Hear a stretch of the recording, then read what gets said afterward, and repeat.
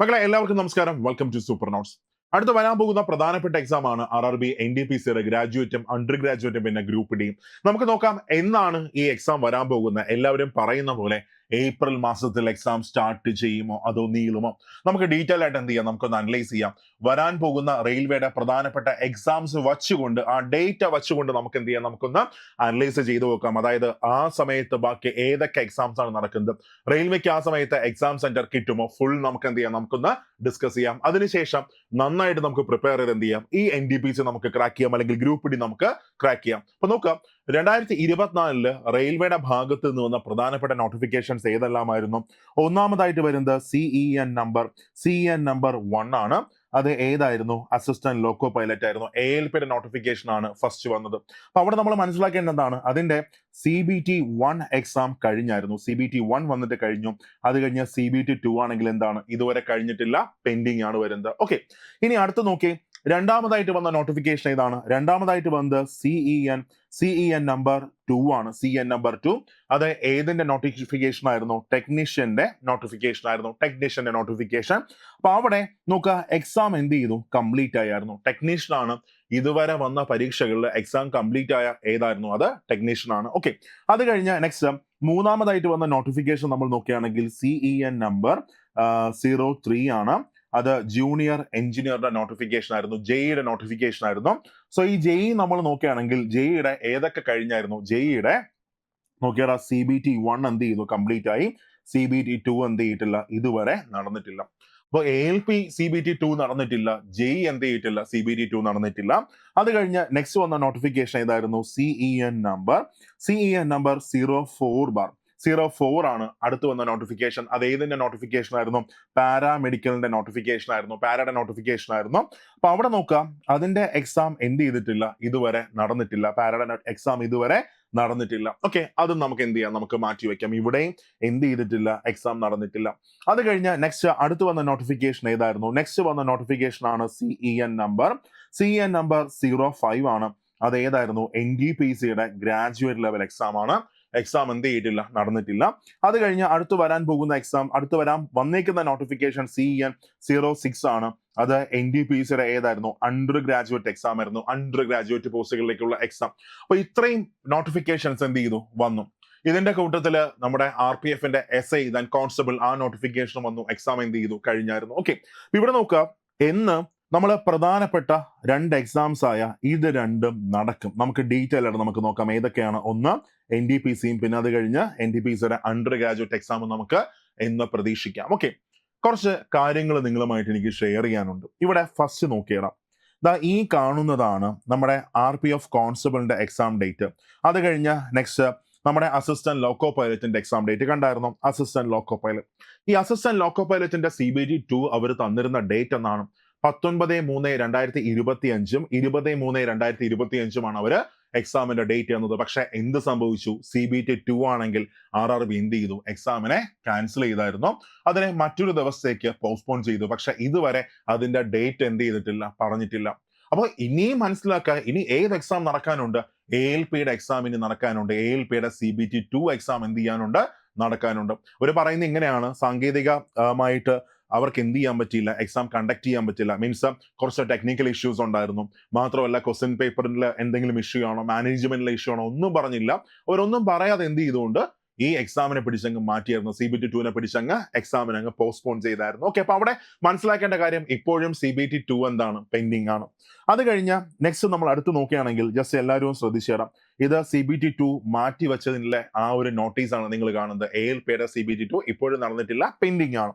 അടുത്ത നെക്സ്റ്റ് നോക്കി, അടുത്ത പാരാമെഡിക്കൽ ആണ്. സോ പാരാമെഡിക്കൽ നമ്മൾ നോക്കുകയാണെങ്കിൽ അതിന്റെ എക്സാം എപ്പോഴത്തേക്കാണ് മാറ്റി വെച്ചിരിക്കുന്നത്? പാരാമെഡിക്കലിന്റെ എക്സാം വരുന്നത്, CBT എക്സാം വരുന്നത് 28 ഏപ്രിൽ ടു 30 ഏപ്രിൽ, അതായത് 3 ദിവസം കൊണ്ടാണ് അവർ പാരാമെഡിക്കൽ എന്ത് ചെയ്യാൻ പോകുന്നത്, കണ്ടക്ട് ചെയ്യാൻ പോകുന്നത്. 28, 29, 30 ഏത് മാസം? ഏപ്രിൽ മാസം. ഏപ്രിൽ 28, 29, 30 28, 29, 30 നോക്കിയാൽ ഇപ്പൊ തന്നെ ഏത് മാസമായി? മാർച്ച് 27. ഇന്ന് മാർച്ച് 27 എല്ലാവരും പറയുന്നത് ഇങ്ങനെയാണ്, മീൻസ് NDPCയുടെ എക്സാം ഏപ്രിൽ അവസാനം പ്രതീക്ഷിക്കാം. ഒന്ന് ആലോചിച്ച് നോക്കേ, ഈ പാരാമെഡിക്കലിലേക്ക് നോട്ടീസ് വന്നിട്ട് ഒരു മാസമായി, അതായത് ഒരു എക്സാം ഒക്കെ വരുമ്പോൾ റെയിൽവേ എന്ത് ചെയ്യും, നേരത്തെ തന്നെ എന്ത് ചെയ്യും, അറിയിക്കും. ഓക്കെ, അപ്പൊ ഇപ്പൊ മാർച്ച് 27 ഇനി ഉറപ്പായിട്ടും അടുത്ത ഏപ്രിലിൽ ഏത് എക്സാം നടക്കുകയാണ്, ഏപ്രിൽ 28, 29, 30 തീയതികളിൽ ഏത് നടക്കുകയാണ്, പാരാമെഡിക്കൽ നടക്കുകയാണ്. സോ നമുക്കിനി എക്സാം ഏപ്രിലിൽ പ്രതീക്ഷിക്കാൻ പറ്റുമോ? NDPC ഇല്ല, ഏപ്രിലിൽ നമുക്ക് പ്രതീക്ഷിക്കാൻ പറ്റത്തില്ല. അവിടെ ഏതൊക്കെ എക്സാംസ് ഇനി നടത്താനുണ്ട് ഏപ്രിലിൽ? ഒന്ന്, ALPയുടെ മാറ്റിവെച്ച എക്സാം എന്ത് ചെയ്യാനുണ്ട്, നടത്താനുണ്ട്. അത് കഴിഞ്ഞ് JEEയുടെ അടുത്ത് വരാൻ പോകുന്ന എക്സാം CBT2 എന്ത് ചെയ്യാനുണ്ട്, നടത്താനുണ്ട്. പിന്നെ അത് കഴിഞ്ഞ് ഇപ്പൊ നോക്കിയടാ പാരാമെഡിക്കലും എന്ത് ചെയ്യാനുണ്ട്, നടത്താനുണ്ട്. അപ്പോൾ ഏപ്രിലിന് ചാൻസ് ഉണ്ടോ? ഇല്ല, ഏപ്രിലിന് എന്തില്ല, ചാൻസ് ഇല്ല. പിന്നെ നമ്മൾ മനസ്സിലാക്കേണ്ട കാര്യം എന്താണെന്ന് ചോദിച്ചാൽ, ഇപ്പൊ നമ്മൾ ഏപ്രിൽ മാസം എടുക്കുകയാണ്. അപ്പൊ ഏപ്രിൽ മാസത്തിൽ ഫസ്റ്റ് ഞാൻ ഏതെടുക്കുന്നു, ALPയുടെ എടുക്കുകയാണ്. അപ്പൊ എന്റെ ഉദ്ദേശം ശരിയാണെങ്കിൽ ALPയുടെ നോട്ടീസ്, അതായത് എന്നാണ് എക്സാം കണ്ടക്ട് ചെയ്യുന്നതെന്നുള്ള നോട്ടീസ് എന്ന് വരാനാണ് ചാൻസ്. സോ ALPയുടെ നോട്ടീസ് വരാൻ ചാൻസ് വരുന്നത് ഈ അടുത്ത മാസം, അതായത് ഏപ്രിൽ ഫസ്റ്റോ അല്ലെങ്കിൽ ഏപ്രിൽ 2 നമുക്ക് എന്ത് ചെയ്യാം, അതിന്റെ നോട്ടീസ് നമുക്ക് പ്രതീക്ഷിക്കാം. അല്ലെങ്കിൽ മാർച്ച് 31, ഏപ്രിൽ 1 അല്ലെങ്കിൽ ഏപ്രിൽ 2 എന്ന് എക്സാം കണ്ടക്ട് ചെയ്യുന്നുള്ള നോട്ടീസ് നമുക്ക് പ്രതീക്ഷിക്കാം. 10 ദിവസം ഒരു ബഫർ സോൺ ഉണ്ടാവും, നമുക്ക് സ്ഥലം ഐഡന്റിഫൈ ചെയ്യാനായിട്ട് എല്ലാം ഒരു 10 ദിവസം ഒരു ഐഡന്റിഫിക്കത് ഉണ്ടാവും. അത് എല്ലാത്തിലും പറയുന്നുണ്ട്. ഓക്കെ, ഇപ്പൊ ഇവിടെയും പറയുന്നുണ്ട്, നമുക്ക് എക്സാം സെറ്റ് 10 ദിവസം മുമ്പ് എന്ത് ചെയ്യും, അറിയിക്കുന്നതായിരിക്കും. ഓക്കെ, അപ്പൊ ഇതിന്റെ എക്സാം നമുക്ക് എപ്പോൾ പ്രതീക്ഷിക്കാം? ഇതിന്റെ ALPയുടെ CBT2 എക്സാം നമുക്ക് പ്രതീക്ഷിക്കേണ്ടത് ALPയുടെ എപ്പോൾ നമുക്ക് പ്രതീക്ഷിക്കാം? ഏപ്രിൽ മാസത്തിൽ ഒരു 11 അല്ലെങ്കിൽ 12 അല്ലെങ്കിൽ 13 നമുക്ക് എന്ത് ചെയ്യാം, നമുക്ക് ALPയുടെ CBT2 എക്സാം നമുക്ക് പ്രതീക്ഷിക്കാം. ഏപ്രിൽ 10 മുതൽ 15 വെച്ച് നമുക്ക് ALPയുടെ CBT2 എക്സാം നമുക്ക് എന്ത് ചെയ്യാം, നമുക്ക് പ്രതീക്ഷിക്കാം. ഓക്കെ, അത് കഴിഞ്ഞ് നെക്സ്റ്റ് വരുന്ന ഏതാണ്? ജൂനിയർ എഞ്ചിനീയർ JEEയുടെ CBT2 എക്സാം ആണ്. അപ്പൊ ഇതിന്റെ നോട്ടീസ് വരാൻ ചാൻസ് എപ്പോഴായിരിക്കും? ഇതിന്റെ നോട്ടീസ് വരാൻ ചാൻസ് വന്നിട്ട് ഏപ്രിൽ 10 ശേഷം, ഏപ്രിൽ 10 to 15 അല്ലെങ്കിൽ ഏപ്രിൽ 10 to 12 നോട്ടീസ് വരാനാണ് സാധ്യത. അപ്പൊ അങ്ങനെയാണെങ്കിൽ അവിടെ നമുക്ക് എക്സാം എപ്പോൾ പ്രതീക്ഷിക്കാം? ഏപ്രിൽ ഒരു 20 മുതൽ 25 വരെയുള്ള തീയതികളിൽ നമുക്ക് പ്രതീക്ഷിക്കാം. അപ്പൊ ഒന്ന് ആലോചിച്ച് നോക്കെ, ഏപ്രിൽ ഇപ്പൊ എന്തായിട്ട് മാറി? ഫുൾ ആയിട്ട് മാറി. അവിടെ ഏതൊക്കെ എക്സാം ഉണ്ട്? ALP ഉണ്ട്, JEEയുടെ CBT2 ഉണ്ട്, അതിനുശേഷം എന്താണ്, നമ്മുടെ പാരാമെഡിക്കലിന്റെ എക്സാമും ഉണ്ട്. ഓക്കെ, അപ്പൊ 3 എക്സാം വരുമ്പോൾ ഏപ്രിൽ മാസം 3 എക്സാം വരുമ്പോൾ എന്ത് ചെയ്തു? ഏപ്രിൽ മാസം അങ്ങ് ഫുള്ളായി. സോ ഇനി നമുക്ക് NDPC ഏപ്രിലിൽ പ്രതീക്ഷിക്കാൻ പറ്റത്തില്ല. ചാൻസസ് വളരെ വളരെ വളരെ കുറവാണ്. 1% പോലും ചാൻസ് ഉണ്ടോ എന്ന് ചോദിച്ചാൽ ഡൗട്ടാണ്. ഇനി അത് കഴിഞ്ഞ് നേരെ നമുക്ക് എന്ത് ചെയ്യാം? മെയിലേക്ക് നമുക്ക് പോവാം. സോ ഈ NDPC എക്സാമിന്റെ പ്രത്യേകത എന്താണെന്നറിയാം? NDPC എക്സാമിന്റെ പ്രത്യേകത എന്താണെന്ന് ചോദിച്ചാൽ, നമ്മുടെ ബാക്കിയുള്ള എക്സാംസ് പോലെയല്ല. NDPC ആയാലും ശരി തന്നെയാണ്, ഗ്രൂപ്പ് D ആയാലും ശരി തന്നെയാണ്.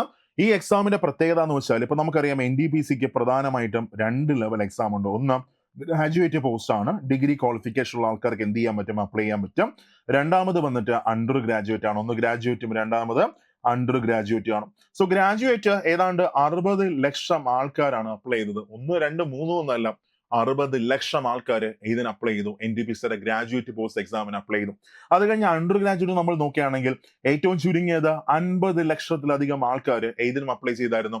അണ്ടർ ഗ്രാജുവേറ്റിനും അപ്ലൈ ചെയ്തായിരുന്നു. 60 + 40 50, ഏതാണ്ട് 1,10,00,000 ആൾക്കാർ റെയിൽവേയുടെ NDPCയുടെ എക്സാമിന് വേണ്ടി അപ്ലൈ ചെയ്തു. സോ നമ്പർ ഓഫ് ആപ്ലിക്കൻസ് വളരെ വളരെ വളരെ എന്താണ്, കൂടുതലാണ്.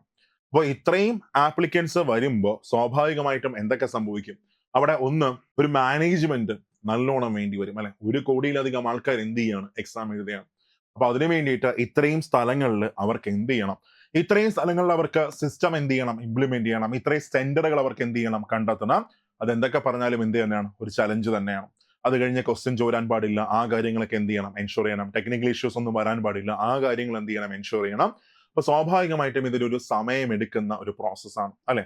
അപ്പോ മെയ് ഒരു 10 വരെയൊക്കെ എന്ത് ചെയ്യാം?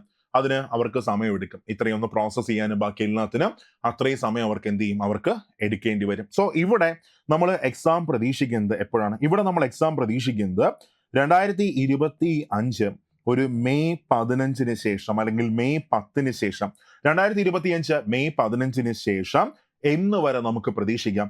2025 ഒരു ജൂൺ 15 ഏതൊക്കെ എക്സാംസ് നടക്കും? NDPCയുടെ ഗ്രാജുവേറ്റും അണ്ടർ ഗ്രാജുവേറ്റും നടക്കും. ഒരുമിച്ചായിരിക്കും NDPCയുടെ ഗ്രാജുവേറ്റും അണ്ടർ ഗ്രാജുവേറ്റും എന്ത് ചെയ്യാൻ പോകുന്നത്? നടക്കാൻ പോകുന്നു. ഒരുമിച്ചെന്ന് വെച്ചാൽ ഒറ്റ എക്സാം എന്നല്ല ഞാൻ പറയുന്നത്, ഒരു 20 ദിവസത്തേക്ക് ഗ്യാപ്പിൽ എന്ത് ചെയ്യും? അതിന്റെ CBT1 കണ്ടക്ട് ചെയ്യും. ഇപ്പൊ ഫോർ എക്സാമ്പിൾ ഫസ്റ്റ് നടക്കാൻ പോകുന്ന ഏതായിരിക്കും? NDPCയുടെ ഗ്രാജുവേറ്റ് ആയിരിക്കും ഫസ്റ്റ് നടക്കാൻ പോകുന്നത്. അതിനുശേഷം ഒരു 20 ദിവസം കഴിഞ്ഞ് ഏത് കണ്ടക്ട് ചെയ്യും? NDPCയുടെ അണ്ടർ ഗ്രാജുവേറ്റ് എക്സാം എന്ത് ചെയ്യും? കണ്ടക്ട് ചെയ്യും. ഓക്കെ, അങ്ങനെ നടക്കാനാണ് ചാൻസ് വരുന്നത്. സോ ഫസ്റ്റ് നമ്മൾ നോക്കുകയാണെങ്കിൽ ഗ്രാജുവേറ്റും അണ്ടർ ഗ്രാജുവേറ്റും നമുക്ക് 2025 അടുത്ത മാസം മെയ് 15 മുതൽ ജൂൺ 15 അകത്ത് ഇടയ്ക്കുള്ള ഒരു സമയത്ത് നമുക്ക് എന്ത് ചെയ്യാം? എക്സാം നമുക്ക് പ്രതീക്ഷിക്കാം. എന്തുകൊണ്ട് ജൂണിനപ്പുറം പോകത്തില്ല എന്ന് ചോദിച്ചാൽ അതിന്റെ റീസൺ ഞാൻ നിങ്ങൾക്ക് എന്ത് ചെയ്യാം? പറഞ്ഞുതരാം. എന്തുകൊണ്ട് ജൂണിനപ്പുറം എക്സാം പോകത്തില്ല? നിങ്ങൾ നോക്കേ, ഇത് SSCയുടെ കലണ്ടറാണ്. SSCയുടെ കലണ്ടർ 2025 നടക്കാൻ പോകുന്ന പരീക്ഷകളുടെ എക്സാം നടക്കുന്ന ഡേറ്റ് അടക്കമുള്ള SSCയുടെ കലണ്ടറാണ്. ഇവിടെ നോക്കിയാൽ രണ്ട് പ്രധാനപ്പെട്ട എക്സാംസ് ആണ് ജൂൺ മാസത്തിലും ജൂലൈ മാസത്തിലും SSC കണ്ടക്ട് ചെയ്യാൻ പോകുന്നത്. ഒന്ന്, ഏറ്റവും പ്രധാനപ്പെട്ട എക്സാം ആയ SSCയുടെ CGL exam, okay, combined graduate level examination വരുന്നത്. അതിന്റെ എക്സാമിന്റെ സമയം എപ്പോഴാണ് നോക്കിയത്? അതിന്റെ എക്സാമിന്റെ സമയം വന്നിട്ട് ജൂൺ ജൂലൈ മാസങ്ങളിലാണ് അതിന്റെ എക്സാം കണ്ടക്ട് ചെയ്യാൻ പോകുന്നത്. So SSC CGL June July മാസങ്ങളിൽ അതിന്റെ എക്സാം കണ്ടക്ട് ചെയ്യും. അതുപോലെ തന്നെയാണ് നമ്മുടെ സെലക്ഷൻ പോസ്റ്റ് എക്സാമിനേഷൻ, അവിടെയും ജൂൺ ജൂലൈ മാസങ്ങളിലാണ് അതിന്റെ എക്സാം നടക്കാൻ പോകുന്നത്. പ്രത്യേകിച്ച് ഏറ്റവും പ്രധാനമായിട്ട് CGL ഒരുപാട് പേര് അപ്ലൈ ചെയ്യുന്ന, ഒരുപാട് പേര് എഴുതുന്ന CGL ജൂൺ ജൂലൈ മാസങ്ങളിൽ കണ്ടക്ട് ചെയ്യുന്നു. സോ ജൂൺ പകുതിക്ക് ശേഷമായിരിക്കും ഏത് വരാൻ പോകുന്നത്? CGL വരാൻ പോകുന്നത്. അപ്പൊ അതിന് മുമ്പായിട്ട് റെയിൽവേക്ക് എക്സാം നടത്തേണ്ടി വരും. അപ്പൊ അതുകൊണ്ട് തന്നെ ഒരു ജൂൺ 15 മുമ്പ് നമുക്ക് എന്ത് ചെയ്യാം? CBT 1 നമുക്ക് പ്രതീക്ഷിക്കാം. സോ നിങ്ങൾ മനസ്സിൽ വെച്ചോടാം, ഒരു മെയ് 1 മുതൽ മെയ് 15 വരെ വളരെ ചാൻസ് കുറവാണ്. ഒരു 10% ചാൻസ് നമുക്ക് വെക്കാം എക്സാം നടക്കാനുള്ള. അതിനുശേഷം മെയ് 15 മുതൽ ജൂൺ 15 വരെ നമ്മൾ നോക്കുകയാണെങ്കിൽ അവിടെ ബാക്കി പ്രധാനപ്പെട്ട എക്സാംസ് ഒന്നും തന്നെ ഇല്ല. കാരണം റെയിൽവേ ബാക്കി എല്ലാ എക്സാംസും എന്ത് ചെയ്യും? അതിനകത്ത് വെച്ച് കംപ്ലീറ്റ് ചെയ്ത് ഇത്രയും വലിയൊരു എക്സാം കണ്ടക്ട് ചെയ്യാനായിട്ട് റെയിൽവേ ഇങ്ങനെ നല്ലോണം തയ്യാറായി നിൽക്കും. കാരണം അതിനുശേഷം അവർക്ക് പ്രധാനമായിട്ടും മറ്റൊരു എക്സാം കണ്ടക്ട് ചെയ്യേണ്ടതുണ്ട്. ഇതാണ് group D exam. So group ഡിയും അതുപോലെ തന്നെയാണ്. 1 കോടി ആൾക്കാരാണ് ഗ്രൂപ്പ് ഡിക്ക് എന്ത് ചെയ്തേക്കുന്നത്? അപ്ലൈ ചെയ്തേക്കുന്നത്. അപ്പൊ ഇവിടെ മനസ്സിലാക്കുക, എത്ര ആൾക്കാർ അപ്ലൈ ചെയ്താലും അത്രയും കോമ്പറ്റീഷൻ വരത്തില്ല. എത്ര ആൾക്കാർ അപ്ലൈ ചെയ്താലും ഒരു 1 ലക്ഷം പേരായിരിക്കും എന്ത് ചെയ്യുന്നത്? കുത്തിയിരുന്ന് നന്നായിട്ട് വർക്ക് ചെയ്യുന്നത്. അവർക്കിടയ്ക്കായിരിക്കും എന്ത് വരുന്നത്? കോമ്പറ്റീഷൻ വരുന്നത്. ഓക്കെ, അപ്പോ നിങ്ങൾ എന്ത് ചെയ്യുക? അതിലൊരു പാർട്ടായിട്ട് മാറുക. അപ്പൊ അതിനുശേഷം നമുക്ക് ഗ്രൂപ്പ് ഡിയുടെ എക്സാം നമുക്ക് എന്ത് ചെയ്യാം? നമുക്ക് പ്രതീക്ഷിക്കാം. എന്റെ ഉദ്ദേശം ശരിയാണെങ്കിലും ഗ്രൂപ്പ് ഡി ജൂലൈ അവസാനമൊക്കെ ഏത് കാണത്തുള്ളൂ? ഗ്രൂപ്പ് ഡി കാണാനായിട്ട് ചാൻസ് ഉള്ളൂ. കാരണം NDPC ഇവിടെ കിടന്ന് ഇഴയാണ്. ഓക്കെ, അപ്പോ ഈ ഒരു ഡേറ്റ മനസ്സിൽ വെച്ചുകൊണ്ട് നമുക്ക് കൺക്ലൂഡ് ചെയ്യാം. മെയ് 1 മുതൽ 15 വരെ ഒരു 10% ചാൻസ് ഉണ്ട് എക്സാം വരാനായിട്ട്. പ്രത്യേകിച്ച് ആദ്യം ഗ്രാജുവേറ്റ് നടക്കത്തുള്ളൂ. മെയ് 15 മുതൽ ജൂൺ 15 വരെ ഒരു 70% ചാൻസ് എക്സാം നടക്കാനായിട്ടുണ്ട്. ഓക്കെ, അപ്പോ നിങ്ങൾക്ക് കുറച്ചും കൂടി സന്തോഷിക്കാം. കാരണം എന്താണെന്നറിയാം, എല്ലാവരുടെ മനസ്സിനകത്ത് ഇനി 1 മാസം മാത്രമേ NDPCക്ക് സമയം കിട്ടത്തുള്ളൂ, അങ്ങനെയൊക്കെ ഒരു ധാരണയുണ്ട്. പക്ഷെ അങ്ങനെയല്ല.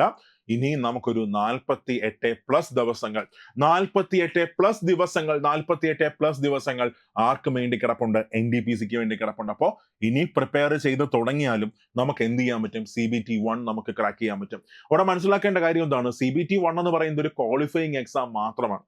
NDPCയെ സംബന്ധിച്ച് CBT 1 എന്ന് പറയുന്നത് വെറും ഒരു ക്വാളിഫയിങ് എക്സാം മാത്രമാണ്. അവസാനം മാർക്ക് കൗണ്ട് ചെയ്യുന്നത് ഏതേ കൗണ്ട് ചെയ്യത്തുള്ളൂ? CBT 2 മാത്രമേ എന്ത് ചെയ്യത്തുള്ളൂ? കൗണ്ട് ചെയ്യത്തുള്ളൂ. അപ്പോൾ CBT 2-നായിട്ട് പിന്നെയും നമുക്ക് എന്ത് കിട്ടും? സമയം കിട്ടും. വീണ്ടും നമുക്ക് ഒരുപാട് സമയം കിട്ടും. അപ്പൊ ആ സമയത്ത് നമുക്ക് എന്ത് ചെയ്യാം? CBT 2 നമുക്ക് മിന്നിക്കാം. സോ CBT 1 ഒരു ക്വാളിഫയിങ് എക്സാം ആണ്. ഇനിയും എഫേർട്ട് കൊടുത്താൽ നമുക്ക് എന്ത് ചെയ്യാം? നമുക്ക് എക്സാമിനെ ക്രാക്ക് ചെയ്യാൻ പറ്റും. സോ പഠിച്ച് തുടങ്ങാത്തവരൊക്കെ എന്ത് ചെയ്യുക? പഠിക്കുക. എന്താ റെയിൽവേയുടെ പ്രത്യേകത? എല്ലാ വർഷവും SSC പോലെ തന്നെ നോട്ടിഫിക്കേഷൻ ഏതിനും വരും? റെയിൽവേക്കും വരും. അപ്പോൾ ഇപ്പോൾ അടുത്ത നോട്ടിഫിക്കേഷനും വരാൻ പോവുകയാണ്. ഇപ്പൊ ALPയുടെ നോട്ടിഫിക്കേഷൻ ഫസ്റ്റ് വരാൻ പോവുകയാണ്. ഓക്കെ, ഇതാണ് റെയിൽവേയുടെ 2025 കലണ്ടർ. അപ്പൊ റെയിൽവേ പറഞ്ഞു ഫസ്റ്റ് ക്വാർട്ടറിൽ, അതായത് ജനുവരി, ഫെബ്രുവരി, മാർച്ചിൽ ഏതിന്റെ നോട്ടിഫിക്കേഷൻ വരുമെന്ന് പറഞ്ഞു? ALPയുടെ നോട്ടിഫിക്കേഷൻ വരുമെന്ന് പറഞ്ഞു. അതേപോലെ തന്നെ എന്ത് ചെയ്തു? നോട്ടിഫിക്കേഷൻ വന്നു. ഏപ്രിൽ 10 മുതൽ എന്ത് ചെയ്യാം? ALPക്ക് അപ്ലൈ ചെയ്യാം. 9,900 വേക്കൻസി പ്ലസുമായിട്ട് വന്നേക്കാണ്? ALPയുടെ നോട്ടിഫിക്കേഷൻ വന്നേക്കാണ്. അത് കഴിഞ്ഞ് അടുത്ത് വരാൻ പോകുന്ന നോട്ടിഫിക്കേഷൻ ടെക്നീഷ്യൻ നോട്ടിഫിക്കേഷൻ ആണ്. അടുത്ത ജൂലൈയിൽ വരാൻ പോകുന്ന നോട്ടിഫിക്കേഷൻ NDPCയുടെ ഗ്രാജുവേറ്റും അണ്ടർ ഗ്രാജുവേറ്റ് നോട്ടിഫിക്കേഷനും എന്ന് വരാൻ പോവുകയാണ്? ജൂലൈയിൽ വരാൻ പോവുകയാണ്. അപ്പോൾ പുതിയ നോട്ടിഫിക്കേഷൻസ് വീണ്ടും വരാൻ പോകണം. അപ്പൊ നമ്മൾ ഒന്നാഞ്ഞ് ശ്രമിച്ചാൽ ഈ ഉള്ള NDPC ഗ്രൂപ്പിൽ തന്നെ, ഇപ്പോൾ ഉള്ള NDPC ഗ്രൂപ്പിൽ തന്നെ നമുക്ക് എന്ത് ചെയ്യാൻ പറ്റും? എക്സാമിനെ ക്രാക്ക് ചെയ്യാൻ പറ്റും. അതിന് നല്ലൊരു സ്ട്രാറ്റജി മതി, കൂടെ നിന്ന് സപ്പോർട്ട് ചെയ്യാൻ ഒരു ടീം മതി. നിങ്ങളുടെ എഫേർട്ട് കുറയ്ക്കാനായിട്ടും നിങ്ങളുടെ എഫേർട്ട് ഒരു പകുതിയാക്കാനായിട്ട് ഒരു ടീം കൂടെ ഉണ്ടെങ്കിൽ എന്ത് ചെയ്യാം, അടിപൊളിയായിട്ട് എക്സാമിനെ നമുക്ക് പിടിക്കാം. അവിടെ നമ്മൾ NDPC ഒരു ക്രാഷ് ബാച്ച് നമ്മളിപ്പോൾ സ്റ്റാർട്ട് ചെയ്തിട്ടുണ്ട്. അതായത് ആവശ്യമുള്ളത് മാത്രം പഠിച്ചുകൊണ്ട് നമുക്ക് എന്ത് ചെയ്യാം, NDPC ഈ CBT1 നമുക്ക് ക്രാക്ക് ചെയ്യാം. അത് കഴിഞ്ഞ് നിങ്ങൾ CBT2ലേക്ക് വരുമ്പോൾ അവിടെ നിങ്ങൾക്ക് ഇംഗ്ലീഷും മലയാളവും അടക്കം ഫുൾ ക്ലാസ്സസ് CBT2 നിങ്ങൾക്ക് കിട്ടും. സോ CBT1 ആണെങ്കിൽ മാത്സ് റീസണിങ് ഫുൾ കവറേജ് തരും. മാത്രമല്ല നമ്മൾ GAയിലേക്ക് പോകുമ്പോൾ ആവശ്യമുള്ളത് മാത്രം മൈക്രോ നോട്ട്സ് അടക്കം നിങ്ങൾക്ക് തരും. അത് കഴിഞ്ഞ് നേരെ CBT2ലേക്ക് വരുമ്പോൾ അവിടെ ഫുൾ ക്ലാസ്സസ്, ഫുൾ നോട്ട്സ്, ബാക്കിയെല്ലാം നിങ്ങൾക്ക് കിട്ടിയിരിക്കും. സോ CBT2 നമുക്ക് എന്ത് ചെയ്യാം, ക്ലിയർ ചെയ്യാം. മാത്രമല്ല അവിടെ അത് കഴിഞ്ഞ് ആരും കിടപ്പുണ്ട്, ഗ്രൂപ്പ് ഡിയും കിടപ്പുണ്ട്. NDPC ലെവലിൽ നമ്മൾ പ്രിപ്പയർ ചെയ്താൽ നമുക്ക് ഗ്രൂപ്പ് ഡിക്ക് എന്ത് ചെയ്യാം, ആദ്യ റാങ്കിൽ തന്നെ നമുക്ക് വരാൻ ശ്രമിക്കാം. സോ ആഞ്ഞു പഠിച്ചോ. നമ്മുടെ ഒരു പുതിയ ബാച്ച് ഇപ്പോൾ ജോയിൻ ചെയ്തിട്ടുണ്ട്. ഇപ്പോഴാണെങ്കിൽ നിങ്ങൾക്ക് ഓഫർ പ്രൈസിൽ ജോയിൻ ചെയ്യാൻ പറ്റും. വെറും 1999 രൂപയ്ക്ക് എന്ത് ചെയ്യാം, നിങ്ങൾക്ക് ജോയിൻ ചെയ്യാം. എന്തെങ്കിലും ഡൗട്ട് ഉണ്ടെങ്കിൽ ഈ കാണുന്ന 2 നമ്പറിൽ കോൺടാക്ട് ചെയ്താൽ മതി. ഫുൾ സപ്പോർട്ട് അവരെന്ത് ചെയ്യും, നിങ്ങൾക്ക് തരും. ഓക്കെ, അപ്പോൾ നന്നായിട്ട് പഠിച്ചോ. മാത്രമല്ല ഇതിന് താഴെ നിങ്ങൾക്ക് എന്തെങ്കിലും ഡൗട്ട്സ് ഉണ്ട്, അങ്ങനെയാണെങ്കിൽ താഴെ കമന്റ് ബോക്സിൽ ഇട്ടേക്കാം, ഉറപ്പായിട്ട് റെസ്പോണ്ട് ചെയ്യുന്നതായിരിക്കും. സോ താങ്ക് യു ആൾ, നന്നായിട്ട് പഠിക്കുക. Thank you.